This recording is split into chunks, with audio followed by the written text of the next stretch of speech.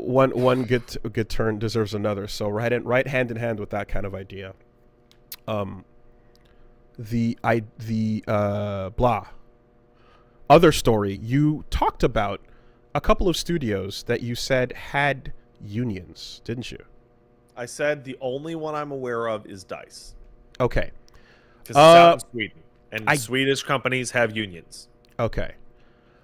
I guess then, yeah. So that is out in Sweden, but North America just got its first game studio union. Ooh. So we've got Vodio Games is a company that just announced that they have a full time union. Full time employees and contractors working remotely across the U.S. and Canada have been recognized by the management as a part of their union. So currently, it consists of 13 employees. But yeah, I guess that's a thing that exists. And it has to start with the little places, and then the slightly less little places, and then the slightly less little places. Now I have no idea what this studio is, or what their game Beast Breaker is. I have no clue whether any of that is good and worth your attention at all. But in terms of the thing existing in North America, it officially now does. Huzzah! Yay. That's template, good. Copy, paste, everywhere. Honestly, a studio out here is probably the most likely to get like a proper union. Canada, particularly Quebec, we've got a lot of unions. We've got a lot of game incentives for studios. Thus, we've got a lot of game industry people.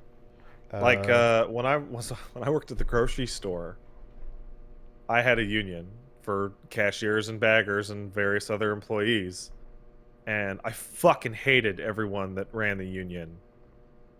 But it was sick because it meant there was all sorts of bullshit my boss couldn't do. Like, they always voted up like better benefits for the old time workers, right? The guys that have been there for 25 years, and that sucks shit. But it also meant that when the boss was like, punch back in, you got to clean these floors, and I'd be like, go fuck yourself. Right. Like nothing would happen. Or the infamous walking by the mall on your off day type shit. I feel like you were with me on one of those. I wasn't. But okay. But you've told like walking by, like, hey, get in here. No. Go to hell. Yeah. And of course, you know, meanwhile, like meanwhile, when you don't have this, you get the what's going on over with Kellogg's, right? Where I think, like, in some cases, literally, like, there's families that have worked there for like 3 generations. Yeah. And like the 3rd generation of people that have worked to make cereal there are being told, like, yeah, fuck you, we might just pack up and leave, eat shit, shut it all down. Hey, again, by the way, much like the John Deere situation, when the Kellogg's hired scabs, what happened? They did the cereal kill people? No, but it was unclear as to whether or not it was intentional or not, but scabs caused like damage to the facilities. There you go. And like no cereal is getting out without the regular workers.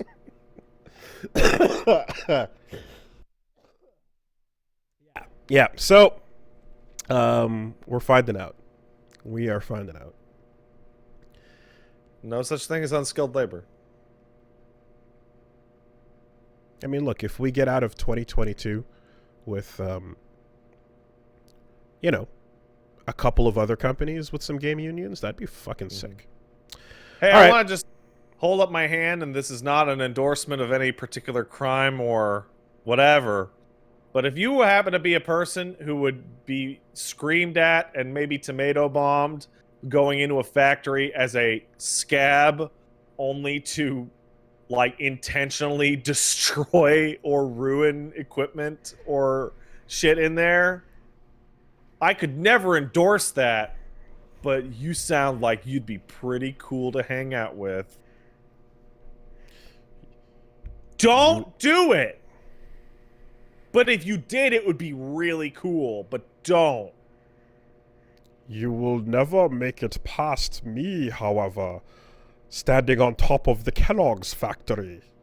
Your body betrays your degeneracy.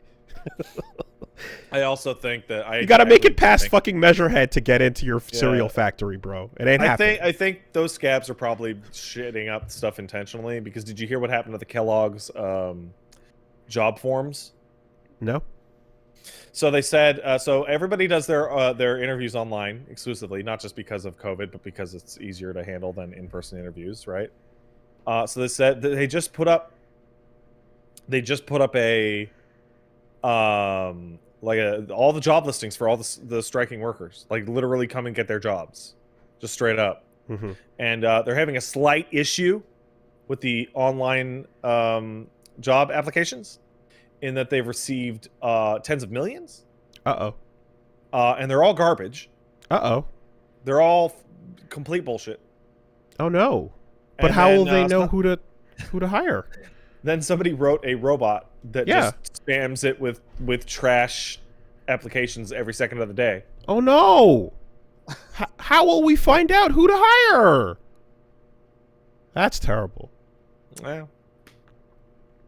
Yeah, so, I mean, look, I literally... Offloading all your operations to the digital age, only to find out that the average worker actually has much more digital power than the physical workers of the olden time, is a big oopsie. So that's, like...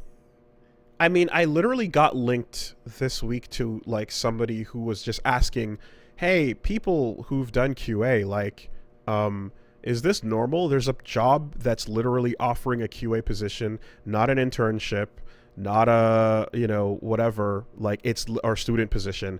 It's literally just come do QA for us. You will not get paid. Your name will be in the credits. And it's just... Yeah, I got those ads. and it's just like, this is why, because the number of games that I don't have, that my name is not in the credits on, like that shit's that's insulting. But of course there's always a lower rung to fall down in terms of like how little you respect your fucking team, I gotta say, as for exposure.txt, QA, like I don't know how I would feel about the possible performance of the guy next to me that's just there to get their name in the credits and not getting paid. Might be questionable, huh? Like, how hard are they possibly gonna work?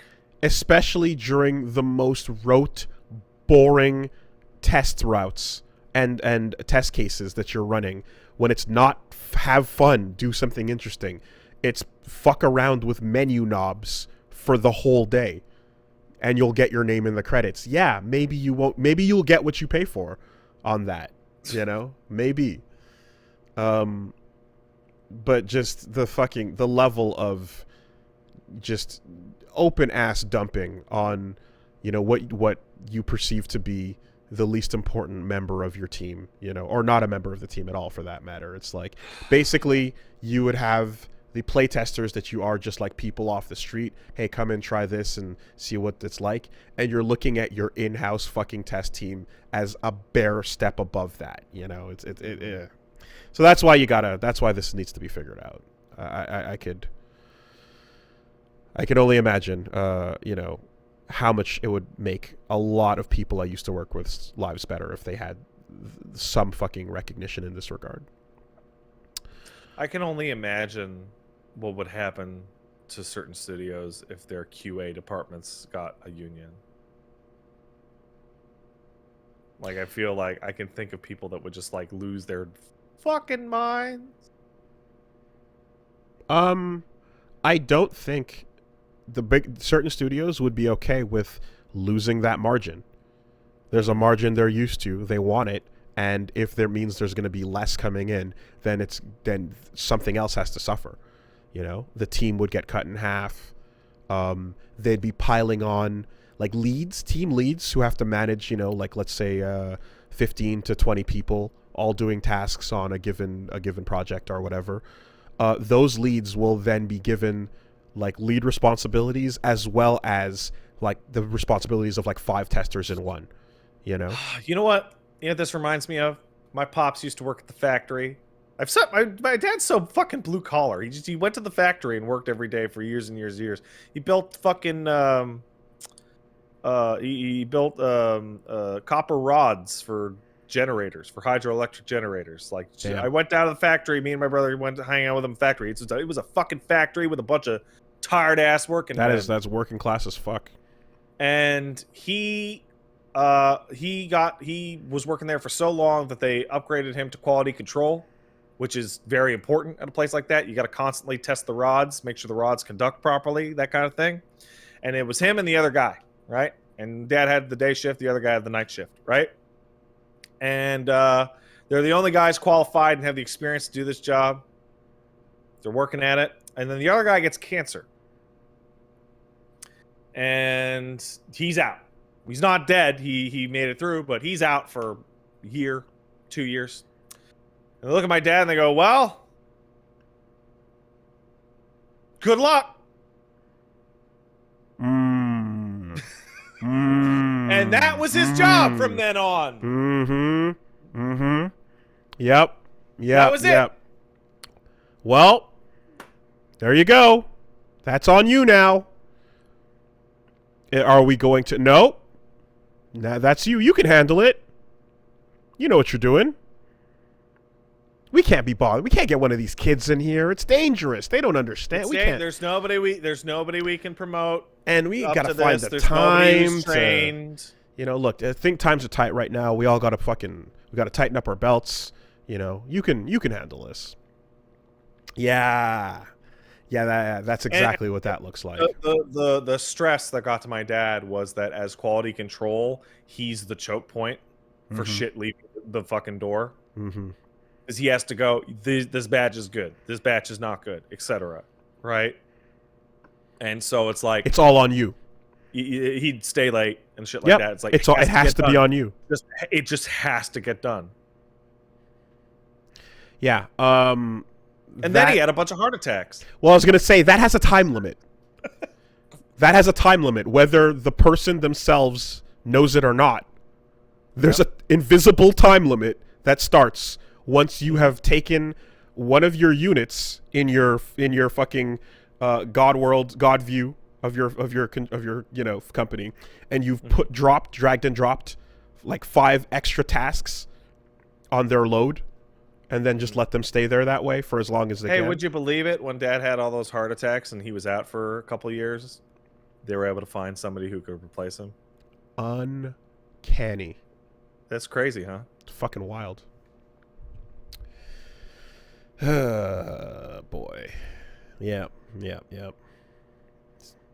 It's...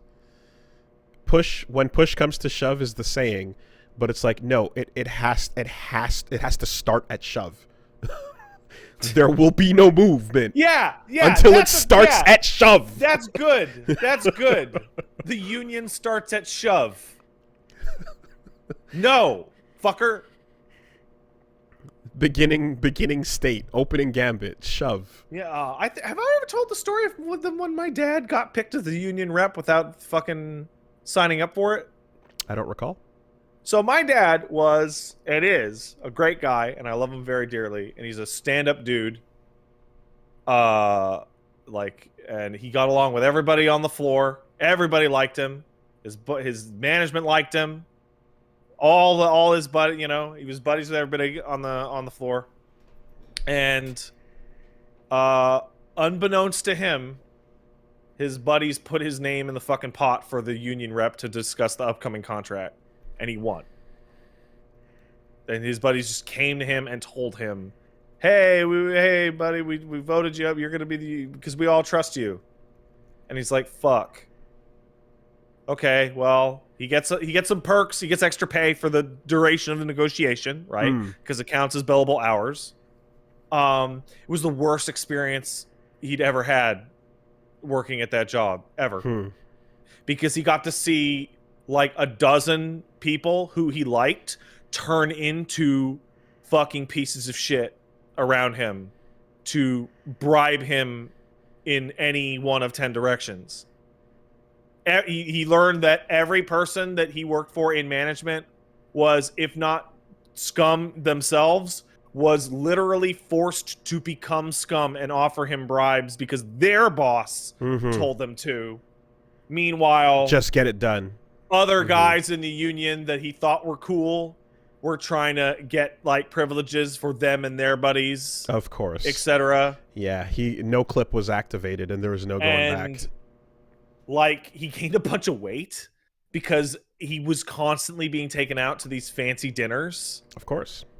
And like, he would come home and be like tired, and like you kind of have to drink at those places, and he'd be like, he was miserable. He was fucking miserable. And then after he finally got and did a good contract that everybody was happy with, he told his friends that if they ever did that again, he would kick their fucking asses.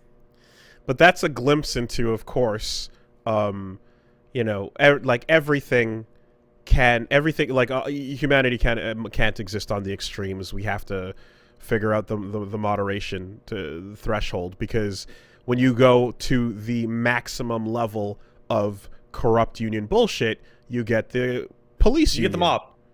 You get the police union, which is the same thing. Same thing. Yeah. Right? You get a criminal gang.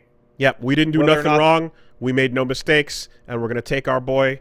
We're going to take our boy and move him over here like a Catholic priest. Don't worry about it. Shut your mouth. Everybody shut your fucking mouths.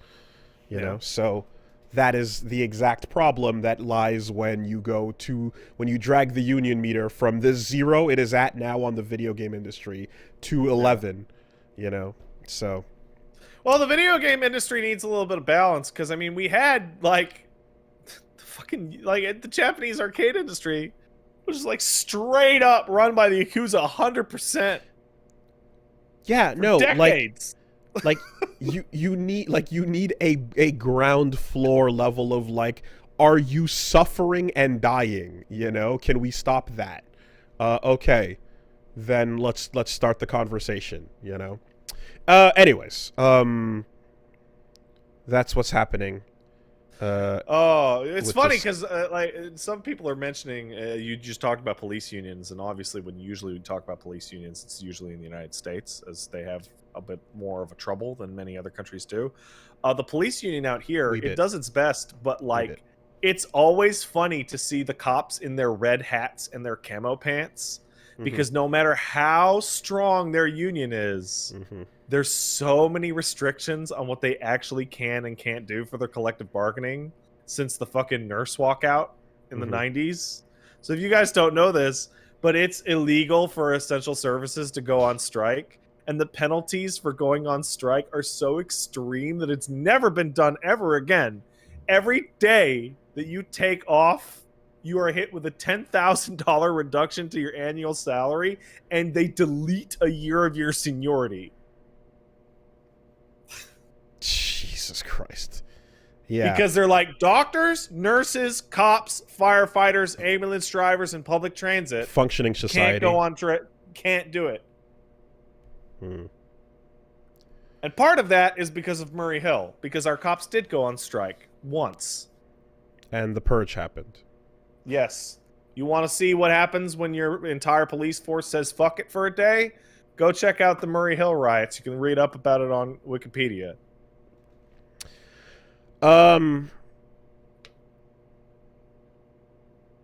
Yeah.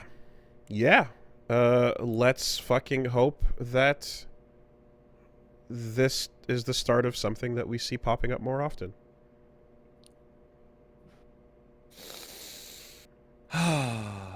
And also, let's not see a future where, like, let's not please envision a future where the Cosby Suite is covered up because the union gets to step in and move the players around and say, shut the fuck up, you didn't see nothing. You know? Well, here's what happens. You go to the extremes on that. Yeah, when you go to the that extremes. I'm telling you right now, that will happen. You will, and it will happen in a certain way. And what that way is that instead of the Cosby suite being covered up by management, it will be like, you can't fire Jimmy. He's got too much seniority. Yeah, the tenure. He's got 20 years. You got to fire him for cause. Can't be done. What cause is this? It's outside of work hours. Is there a conviction? No. Fuck off. Yeah. So that shit fucking sucks when that happens. That's huge gross. But not anywhere near as bad as the default state of fucking no protection or coverage whatsoever. Obviously. What? Ken. Funny enough, there's a news story that popped up here. Where remember the game Game Dev Story? Yes, I do. It just got updated for the first time in 13 years. Nice. And that was a fun game. I enjoyed it. It's a little mindless, like fucking, you know, it's not a cow clicker, but it's like, you know, it's a super basic thing where you just you have a studio and then you make games. It's a cool little management thing. Cool little management game. And when I saw that update, I was hoping that all of the above subject matter would be in the update. Because how fun would that be?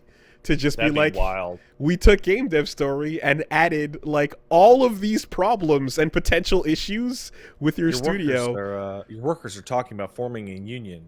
Do you take them out for pizza? NFT guys want to take you out for pizza. What do you do?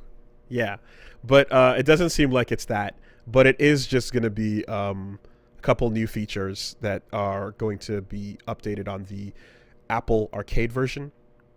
And it's if you want to get a taste of a completely fictional version of running a studio, because it's nowhere this happy or pleasant. That's true. That's true. If you want a rose-colored little video game that doesn't reflect the pains and suffering of a studio, you can check out Game Dev Story. It's pretty fun. Happy little studio, happy little games. Good times.